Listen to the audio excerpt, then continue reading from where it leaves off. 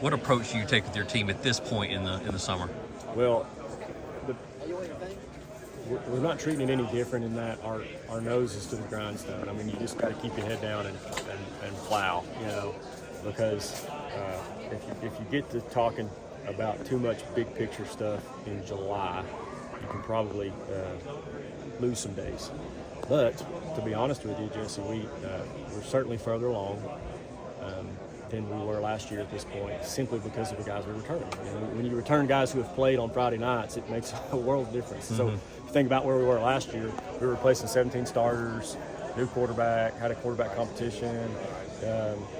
What we knew last year going into the season was Gage Ledoux. That was about it.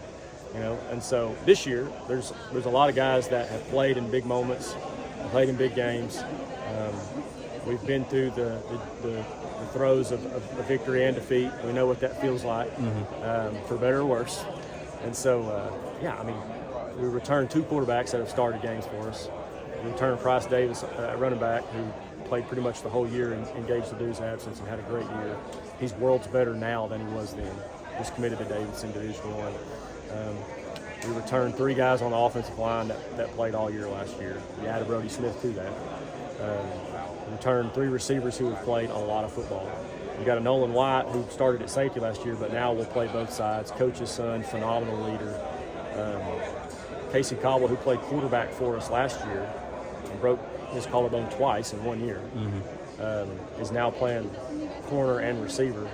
And so you're talking about a coach's kid, super high football IQ, super great instincts, and can fly. I mean, checks a lot of boxes there. So I think Matthew Covert, led us in tackles last year, was all region, return your leading tackler. It's been a long time at Maryville since we've returned our leading tackler, our leading rusher, leading passer, leading pass catcher. And it's been a long time. So you're further down the road. You got higher potential, but we hadn't done squat yet. So we've got to go out there and prove it. One of the fun things that I like about covering high school football is seeing the growth and evolution of kids that come in as freshmen and where they are as seniors. And now we're seeing that with your quarterback. Where is he this year in terms of overall know-how, confidence, physicality, just everything that's changed this year as opposed to last year? Yeah, so it's been so him and Graham Coulter, who started some last year, they've definitely competed, through the spring and into the off season. We have high expectations for our quarterback.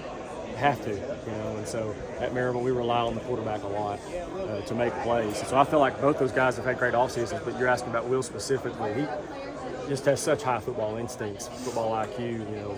Obviously he comes from a family of quarterbacks, and so his brother's starting quarterback at Furman. But he's gotten taller, he's gotten stronger.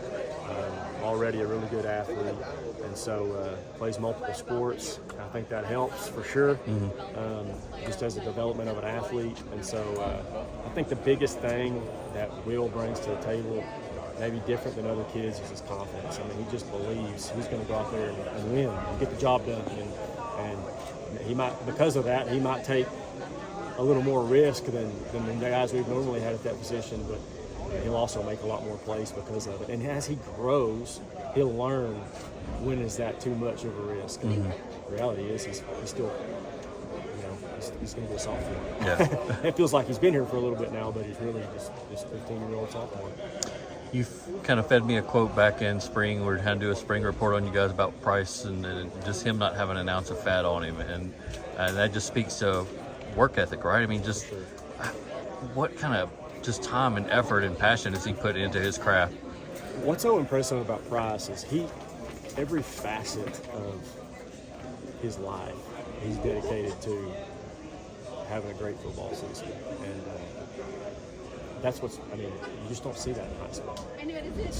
He really takes a professional approach to it. We've always had kids work really hard, but those same kids go eat at McDonald's and Taco Bell, and Price, like his diet, his sleep habits, the way he hydrates,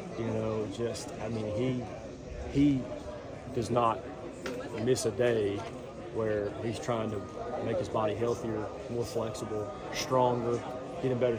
It's just extremely impressive. And so I just can't imagine that he's not in the Mr. Football conversation at the end of a healthy season because of the running back we saw this spring. Like I said, was worlds better than what we saw in November, and he was really good in November. So I mean, I'm super excited just to watch him play, just to get to watch him play. I can't wait to hand the ball off to him and see what happens. Yeah. And so so that all that stuff's really great and important.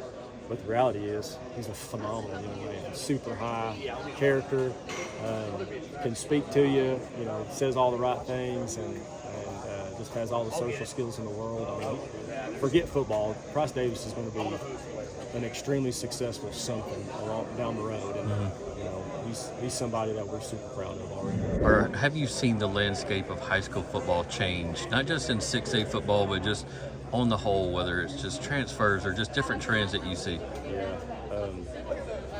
So I'm happy to speak about that. You know, I grew up in Maryville and played football at Maryville, and I've coached here.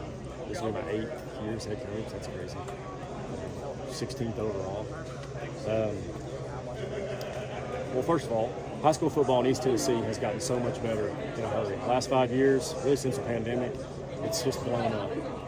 Especially in 5A and 6A, like teams have gotten so much better so quickly. Some of it has to do with kids moving in from out of state, you know, but still, it's just incredible. And also, you have access. Coaches have access to. You don't have to leave your bedroom, and you can learn everything you want to about football. You know, whereas before you had to go visit schools and almost have these inside tracks. So football's gotten so much better in a hurry. The talent level in Knox County and Blount County and East Tennessee and really the whole state has just probably doubled in the last 2 or 3 years. But as far as like, you know, the moving around and the NIL, like, you know, it's not. I wouldn't say it's best for high school football, for high school sports in general.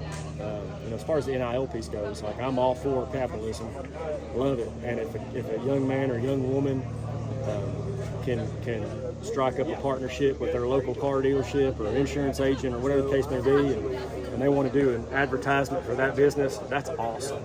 I don't agree with the fact that schools can pull money or would pull money and go knock on Johnny's door or Sally's door and try to get them to leave their hometown school to come play football for them for a year or 2 or however long. You know, I just think that, to me, that undermines what NIL is truly meant for, and we just don't have the ability at TLSAA to police that. So people can really do whatever they feel comfortable doing, however they can sleep at night. You know, whatever they're okay with, they can kind of do whatever they want. It's going to be hard to police. You know, and so I will say at Maryville we've not gotten into the NIL stuff. You know, we've had a couple kids do stuff on their own, but we're not going to be pulling money and trying to go get kids to play for us. We still feel like we can win, and if kids want to, you know, move into our community and be a part of that, or they want to send us, and that happens, you know, from kindergarten all the way through 12th grade. You know, that's different. That's a different story, I think. But we're not going to go. Essentially, what colleges are doing is using NIL to recruit kids to come. To me, that doesn't. I think it undermines what high school sports is all about, the amateurism of it. College used to be amateurs. Now it's not. They're all free agents every year. And so they've lost that, and it's not ever going to change back. And so I really, really, really hope and pray that high school can keep that the purity of an amateur sport. You know, we're kids, and the whole idea of this starting sports 100 years ago in high schools was to build character and do that. And I know it's almost cheesy to even say that nowadays because everybody wants to win, and certainly we want to win every game we play. Don't get me wrong, but I don't want to lose the big picture of why are we even doing this. Because in 30 years from now, nobody will care how many state championships Maryland won. They just won't. But those relationships we have with kids will last. And so I hope we continue to do it the right way at Maryville and not be pulled into the rat race, you know, and it's going to be tough, but it's something that we've kind of stuck this is what we're going to do, this is who we are, talking to our administration and our school board and all that, and even meeting with groups that are doing NIL and trying to just learn about it. I just think that this is where we're at right now. I hope that we can stay away from it and not have to get into that. And you know, Jesse, I don't think it's best for high school sports, but it is what it is. It's the world we live in.